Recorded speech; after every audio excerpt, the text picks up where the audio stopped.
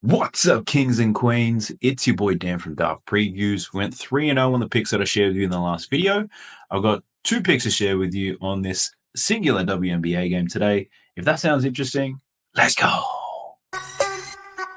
Sub to the channel cause your boy's getting busy. Coming to your line from the west side of Sydney. We've got the free picks and the juice on the daily. It's all free, you don't even have to pay me. And if you thought that was cool, that was Baby Daft. And if you want to see more of Baby Daft, you have to go follow me on Instagram. I'm putting pics up every single day on there, featuring my man Baby Daft. What's crazy is, even though it's a baby version of me, it looks exactly like my son. It's insane. But anyway, before we jump into the picks, I wanted to do a quick recap on VIP. I saw a few comments of people asking how it's going. Yesterday, we were down 1.76 units, but it wasn't because of the basketball stuff. We were excellent in the NBA, excellent in the WNBA. Unfortunately, MLB rearranged my organs yesterday. So pretty much MLB is just about breaking even, or it's just gone into the red for the month of May. What I'm doing on the MLB is what I'm doing on the W and the NBA. I'm pretty much betting half unit on everything until shit figures itself out. MLB's been chaotic, the NBA playoffs are difficult, and the WNBA just started. As much as, I want to bet more on the WNBA because it's looking good, I'm trying to be responsible here. So a couple more days of lower stakes, and then we can start racing things up. But recap on the NBA players. We had two, Nikola Jokic, under 8.5 assists and 20-plus points. Man, a little bit sweaty, but cashes despite the blowout. And Chet Holmgren over 9.5 boards. Pretty easy win. He dominated the boards against a struggling Nuggets offense. And then the WNBA, we had Tina Charles over 25.5 points and rebounds. Dominant 23 and 10. We also cashed a value play for her at plus 250 as well. Kelsey Plum under 5.5 assists. This was a plus money play. She had 3 assists in the first quarter, but it hit pretty easy by the end of it. We did miss a Trixie combo, though. We just needed Collier score one more point. 23.5 points. We took her over. She finishes with 23. So we just missed our same game parlay there. But for the most part, I'm really happy with the WNBA. I like the reads. I like that it's a softer market. Like, it's crazy how much easier it is to find value in the W just because of the regular season. Whereas in the NBA playoffs, I'm just scratching my head the whole time. So WNBA is looking great. We're going to raise the stakes real soon. If you're interested in signing up to my WNBA season plan, you can do that. There's a big discount on it because you'll be getting in early. I'll leave a link to that in the video description down below. But two picks to share with you, and we do all of our best work here on Props Madness. So if you haven't checked out Props Madness before, it's the best tool you're going to find if you like betting on player props, whether it's the NBA or the WNBA. You'll get a 7-day free trial as well, and you'll get a discount if you use the code DART when you sign up. So please go ahead and check out Props Madness. Now, I've got two picks in this game. I'll take you through that, and then I'll share my thoughts on some other players if you wanted more or less. But the first one that we're rolling with is this young lady on the screen, Skylar Diggins-Smith. I do like her over 16.5 points today. And why do I like Skylar Diggins-Smith? Well, there's a few reasons, but when it comes down to basketball, I really just like opportunity she's about to see.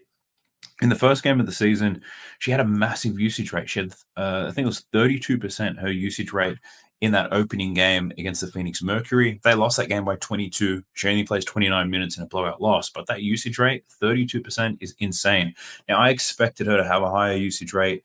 They lost Jewel Lloyd. They didn't really replace Jewel Lloyd with anybody else who's going to command the ball. So Skylar Diggins is going to see a lot more opportunity, I believe, throughout this whole season. So I love the usage rate, 32%. And that's a massive jump on her average last season, which was only at 23%. So what I then did is I looked at all of her games from last season to this season. Looking at her usage rate, I looked at games where she had over 25%. Let's just assume she doesn't stay at 32 because that's crazy. But looking at games where she's above 25% usage, you can see she's over this line in 13 out of 16 games, averaging 19.5 points. And she's doing all that in, how many minutes are we looking at? 33.3 minutes. Now, she played 29 minutes in that last game against the Mercury. Didn't see her normal rotation in the fourth. If it was a closer game, she probably plays 33 to 35 minutes anyway. So in this game against the Wings, it's a 3-point spread. The Seattle Storm are the favorites here, but I think this game stays close enough for Skylar Diggins to see her full rotation. She should get 32 minutes at least. And if she does, with a strong usage rate of about 25% or more, I love this play. Another thing to factor in is the Dallas Wings team. Not a great defensive team. It's as simple as that. They got smoked inside. They got smoked outside. Courtney Williams, probably the most like-for-like player, I would say, that they've played so far. Courtney Williams prioritizes the mid-range jump shot, whereas Skylar Diggins likes to get into the paint. That's probably the main difference there, but they run similar sets in pick and rolls and stuff like that. Courtney Williams lit them up for 25 points. Her line was only 12.5 points, so she killed them. Skylar Diggins at 16.5 with a massive usage rate. I like it. Skylar Diggins, she can get out in transition. She can score from shooting if she wants to. She can get that mid-range happening, but she loves to punish the paint and she loves to get to the free throw line. This Dallas Wings team doesn't necessarily have the size down there either. Like, they've got some strong girls, Hines Allen, Nalissa Smith, but they're forwards. They're not really running traditional bigs in this one. Tierra McCowan would be that girl, but she looks like she's out of the rotation based on what we saw in the first game, and they traded Kalani Brown away as well. So they don't have much length down low to really disrupt Skylar Diggins, and I can see her punishing them in the paint despite her small size. I think Skylar Diggins gets busy down there. The next play that I'm looking at is, where is she? Maddie Siegrist. Now, Maddie Siegrist is an absolute grinder. She's famous for having the most points for Villanova in college, but she's also famous for being an extremely tireless worker. And what that means is she plays that hard and does everything the right way. She kind of locks in minutes. She's trusted. She might not be the most skilled girl out there, the most athletically gifted either, but she works hard. And Maddie Siegrist performs extremely well when she sees this level of opportunity. So in the opener, Maddie Siegrist against the Minnesota Lynx, very difficult matchup. She still scored 11 points. She played 31 minutes off the bench. What I found interesting was that she had more minutes than both Nalissa Smith and Misha Hines Allen, who were the starters. So a trusted piece in their rotation. Maddie Siegrist also performs extremely well when she gets time. So she played 31 minutes in the last game. Looking at the last season, really, I was looking at games where she plays at least 20. When she plays more than 20 minutes, she's over this line in 15 out of 16 games, averaging 13.9 points per game. I will call out here that the average minutes played in this is 34 minutes. So there are a lot of games where she played 35 to 38 minutes, right? She's not going to see that anymore.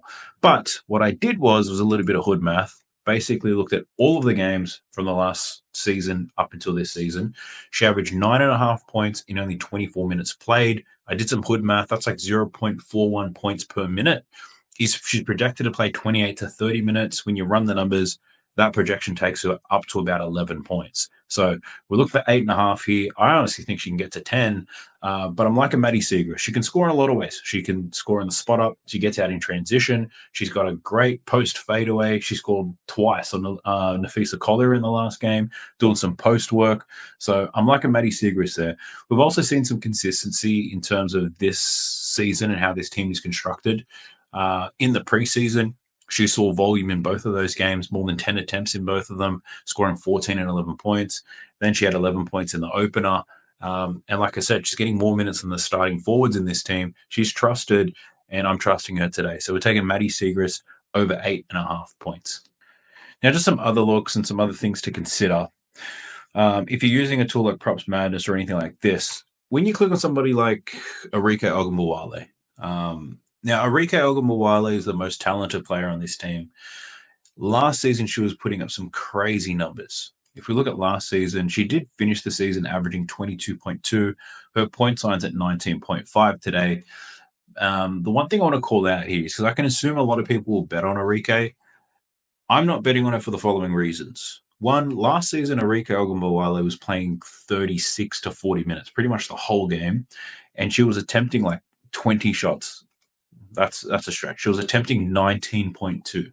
Oh my God. She was attempting 19 shots per game last season, and it made sense. The second scoring option they had was Satu Sabali. She was injured for most of the season. The Dallas Wings were awful. They couldn't generate offense from anybody, so Arike was taking almost 20 shots per game. This season, it's a little bit different. They've obviously got Paige Beckers. I was about to say they downloaded her. They didn't download her. They drafted her with that number one pick. And Paige Beckers was one of the greatest scorers in college, a triple threat. She's 50, 40, 90 club.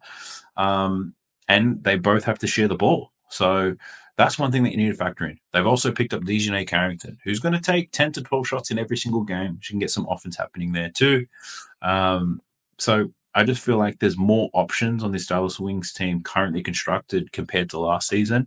So I don't think Arike is going to take the same volume that she used to. She's also not going to play the same minutes that she used to either. So even looking at that very last game for Arike against Minnesota, she only played 28 minutes, right? Last season, if we just look at her minutes played and we look at what she was averaging, she was playing 38.6 minutes per game last season, which is crazy. She only played 28 in the last game. She's projected to play 32 minutes. So she's not going to perform at the same level that she was last season. So I just wanted to say, don't put too much stock into last season's numbers because her role is still the same, but she's not going to see the volume that she used to, not on a consistent basis either. Anyway, but she's not going to see the minutes she did either. So the opportunities for Arike aren't going to be the same as they were last season. So that was a really long-winded way of saying that. I really wanted to bet on Paige Beckers to score some points today. She was 3 from 10 in her first game. Finished the game with 10 points. Shake off that rust. This is still a home game for Dallas. But again, until her and Arike figure out who is doing what is their role, I'm probably going to stay away. I'll keep a close eye on it, but I do like her opportunities to score. She's much better than a 3 for 10 shooter from the field. And I get it was her first game against one of the best defenses in the league. So I think once she gets a soft matchup, I'll probably be looking at Paige Beckers to get some buckets. This Storm team were awful when they opened up the season, but historically, looking at last season, a pretty good defense, and they've got the roster to play great defense, and I think they bounce back as well. Who else is there that I was considering? Nyeka, Ogwumike. I was considering the under and 8.5 rebounds, but the lines for this are somewhat juiced, and I didn't want to pay it. 8.5 is a very high number for most girls playing in this league. Nyeka, not seeing the same minutes that she did last season. This Seattle Storm team, they've got some depth up front. They lost Jewel Lloyd, but they do have some size. Ezzy Magbagor is obviously their starting center, but they've got Lee Yuru off the bench. I was going to say download it again. Why do I keep thinking that? They drafted that big French girl with the number 2. I think it was a number 2 pick that they had, but she's playing 10 to 15 minutes. Like, they have size pretty much. And Nyeka probably not going to see the minutes that she was seeing last season either. Gabby Williams, I think this could be a good bounce back spot for her. She was awful in that last game against Phoenix. She shot 1 from 9. If we look at all of her data, when she gets the volume, the opportunities to score there are definitely there. So let me have a look. When she takes at least 9 shots per game, she's averaging 15.4. Had she made more shots, she clearly would have taken more. So I think this could be a good bounce back spot for Gabby Williams. The main reason I'm not betting it is that this line opened at 9.5 and it's already been pumped to 11.5.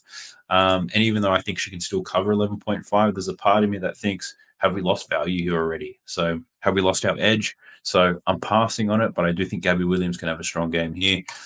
This Dallas team don't have great defense on the wings outside of Dejanay Carrington.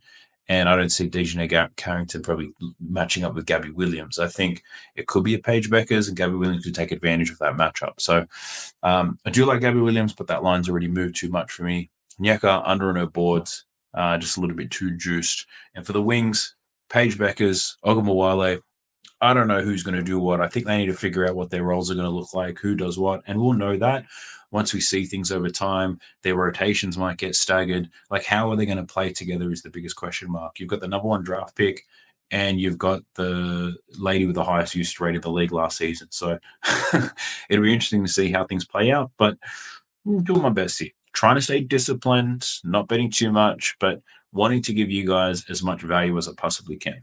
But I do hope you guys cash out. It's only the 1 basketball game on the slate, nothing on the NBA, 1 on the WNBA. I'm sure you're going to be tuning in. So I do hope you cash your bets that you do choose to take on this game. I'll be sure to be making more content around the W moving forward. If you want to see more of Baby Daft, be sure to follow me on Instagram. Go ahead and check that out. I leave links to everything you need to know in the video description below. But I'll catch you in the next one.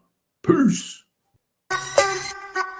Sub to the channel cause your boy's getting busy. Coming to your line from the west side of Sydney. We've got the free picks and the juice on the daily. It's all free, you don't even have to pay me.